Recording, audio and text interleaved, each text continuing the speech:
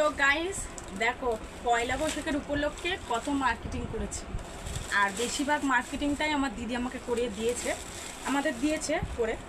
আর কিছু কিছু জিনিস আমি কিনেছি। চলো তোমাদের সঙ্গে আজকে শেয়ার করব যে আমি সেল দেখে কি কি কিনলাম।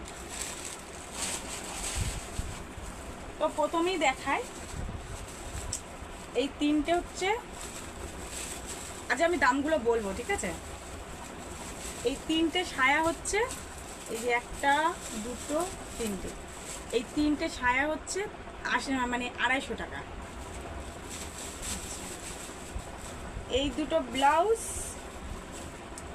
দুটো ব্লাউজ হচ্ছে 100 টাকা।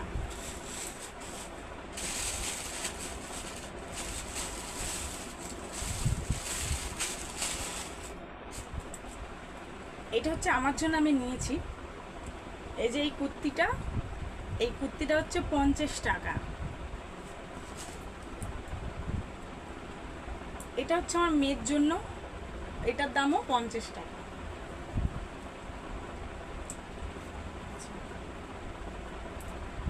আমার বর সাদা পরতে পছন্দ করে বলে আমার দিদি দিয়েছে গেঞ্জি, এটার দাম 100 টাকা।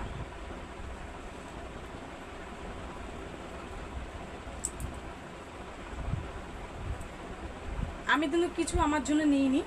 আর এই দিদি আমাকে এই কুর্তিটা দিয়েছে, এটার দাম হচ্ছে 200 টাকা। আমার দিদি সেটও কিনে দিয়েছে আমাকে, গলায় হার পরবো আমি।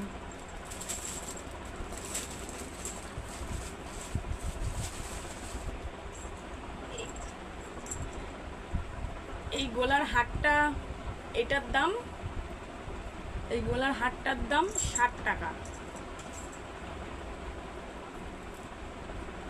এই দুটো কানের হচ্ছে 40 টাকা।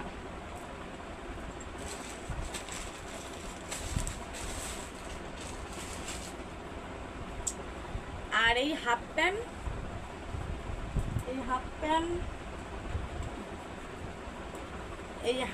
আর এই গেঞ্জিটা নিয়েছে 200 টাকা। আর এই হাফ প্যান্ট গেঞ্জিটা হচ্ছে আমার শানুবাসুরের ছেলে আমাদের বাড়িতে যেহেতু থাকে এখন আমার শাশুড়ির সাথে, তো আমার যেহেতু মেয়েকে দিতে হবে, বাচ্চাটা আছে না, ওকেও না দিয়ে তো আমি থাকতে পারি না, তো এইটা ওর জন্য এই গেঞ্জি আর হাফ প্যান্ট।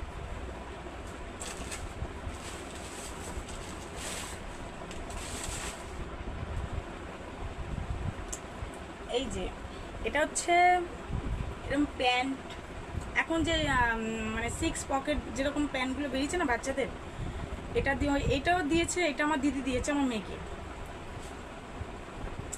আর তার সাথে এই কুর্তিটা, এটাও আমার দিদি দিয়েছে আমার মেয়েকে, ওই দুটো সেট করেই দিয়েছে।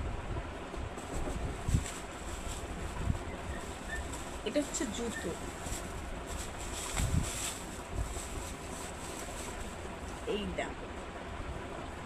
এই হচ্ছে জুতো।